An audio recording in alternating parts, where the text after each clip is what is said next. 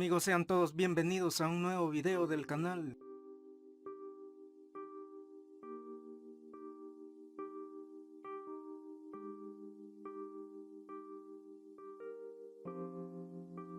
El 26 de abril de 1986 tuvo lugar el accidente de Chernobyl. El mundo fue testigo de la peor catástrofe ambiental causada por el hombre en la historia de la humanidad. El desastre de Chernobyl es el mayor suceso de nivel 7 en la escala internacional de sucesos nucleares. El incidente liberó al menos 100 veces más radiación que las bombas atómicas lanzadas sobre Hiroshima y Nagasaki durante la Segunda Guerra Mundial. Suecia fue el país que alertó sobre lo ocurrido. La central nuclear de Forsmark fue la primera en conocer lo que había ocurrido en Ucrania. Ubicada a 1100 kilómetros, detectaron niveles elevados de radiación provenientes de la URSS. Esto obligó a la Unión Soviética a revelar lo sucedido. Podría llevar hasta 100 años que la estación nuclear esté completamente desmantelada. Más de 5 millones de personas viven hoy en día en zonas contaminadas por el accidente. Algunas de ellas han regresado a la zona afectada por los beneficios de compensación que ofrece el gobierno. Volvieron rápidamente tras el accidente, ya que no tenían muchas posibilidades de reconstruir su vida. Los niveles de radiación eran tan altos que en algunos casos tuvieron que utilizar ataúdes de plomo u hormigón para enterrar a los fallecidos. Podríamos suponer que el incidente supondría el fin de la central nuclear, pero no, la Unión Soviética la utilizó hasta 1993, cuando Ucrania ya independiente decidió cerrarla. A pesar de ello, siguió aportando energía, ya que era el 5% de la que utilizaba el país. La lluvia nuclear cayó en lugares tan lejanos como Irlanda, aunque la mayoría de la contaminación la recibieron Ucrania y Bielorrusia. La fuga de radiación provocó que el bosque contiguo cambiara a un color rojizo, amarillento, brillante, por lo que el bosque es llamado el bosque rojo.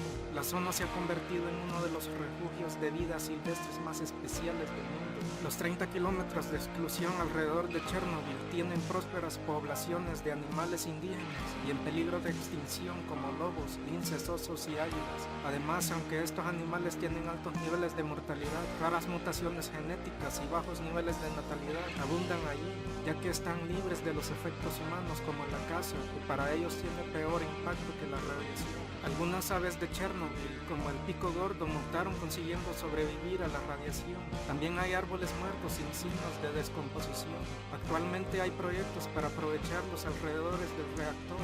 Algunos de ellos son el procesamiento de residuos radiactivos o la creación de una reserva natural o biosfera. Nunca se han dado cifras oficiales por parte de Ucrania, pero un informe de Greenpeace estimó que se han producido 200.000 víctimas mortales por culpa de Chernobyl en las 3 repúblicas ex-soviéticas. Basado en datos estadísticos sobre el cáncer, Greenpeace también prevé que se producirán otras 270.000 cánceres efecto Chernobyl en todo el mundo, de los cuales 93.000 son mortales. Cerca del 97% de la materia radiactiva se conserva en un sarcófago en ruinas. No es sorprendente que el accidente le haya causado a la Unión Soviética, la Federación de Rusia y Ucrania pérdidas por miles de millones de dólares. 800.000 hombres arriesgaron sus vidas al exponerse a la radiación con el fin de contener la situación. 25.000 de ellos han muerto y 70.000 están discapacitados. 20% de esas muertes fueron suicidios. El grupo ecologista Greenpeace sitúa la cifra de muertos eventual a 93.000 muertes por cáncer en todo el mundo. Más de 5 millones de personas viven en zonas que están consideradas contaminadas con material radiactivo del accidente. Cada casa renovada en Chernobyl hoy en día tiene una inscripción en ella que lleva el nombre del dueño de la propiedad. De acuerdo con la Comisión de Regulación Nuclear de los Estados Unidos, 28 de los trabajadores de Chernobyl murieron en los 4 meses siguientes al accidente. Unas 9.000 muertes adicionales por cáncer se espera por el Foro de Chernobyl, dirigida por la ONU. Sin embargo, esta cifra es controvertida. 200 toneladas de materiales radiactivos están todavía dentro del reactor. El último reactor de Chernobyl fue cerrado en el año 2000. Los 3 principales isótopos radiactivos liberados tras la explosión fueron el yodo 131, el estroncio 90 y el cesio 137. El primero es uno de los más peligrosos, pues se acumula rápidamente en las glándulas tiroides, de ahí la gran incidencia de tumores en esta zona que se produjeron después del accidente. De hecho, se cree que muchos de ellos pudieron darse en niños por el consumo de leche de vacas que habían pastado en campos contaminados. La lluvia radiactiva llegó hasta Irlanda.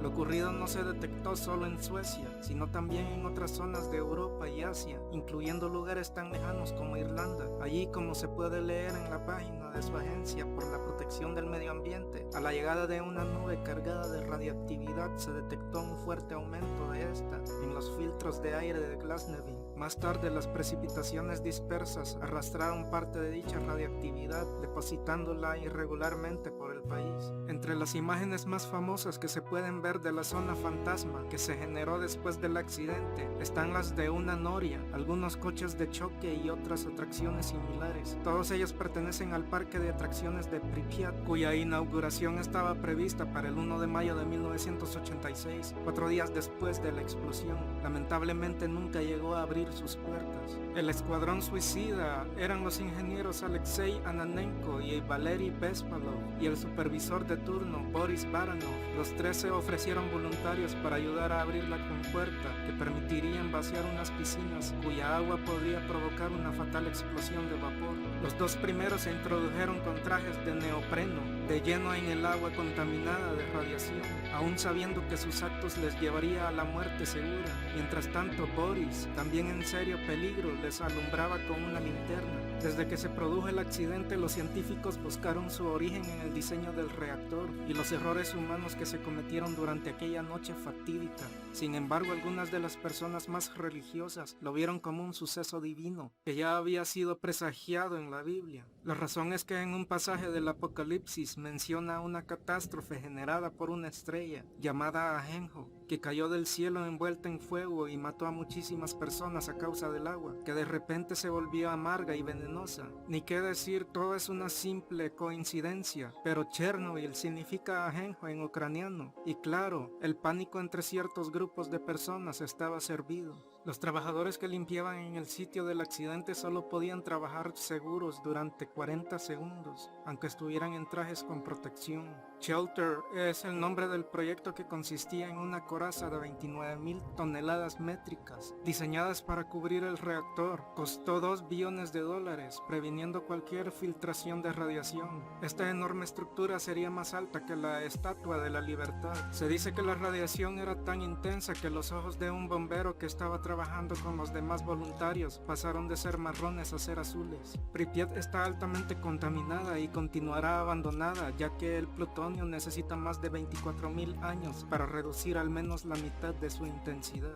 Aunque la ciudad de Pripyat sigue abandonada, los niveles de radiación han disminuido lo suficiente para permitir la entrada segura a visitas, siempre en un entorno controlado y acompañados por guías. Existen varios tours organizados por diferentes empresas y con actividades diferentes. Algunos incluyen solo una visita de un día, mientras que otros alargan un poco más la estancia. En definitiva, por un precio situado entre los 65 y los 430 euros, se puede presenciar en primera persona la imagen congelada de las regiones evacuadas después del desastre nuclear. Todas las visitas incluyen en el viaje en autobús de Kiev de algo más de 1 hora y media, así como la comida y una explicación sobre lo ocurrido en 1986. Algunas empresas también entregan a los turistas, que deben ser mayores de edad, un dosímetro con el que pueden comprobar que en todo momento que la dosis de radiación no exceda los límites seguros.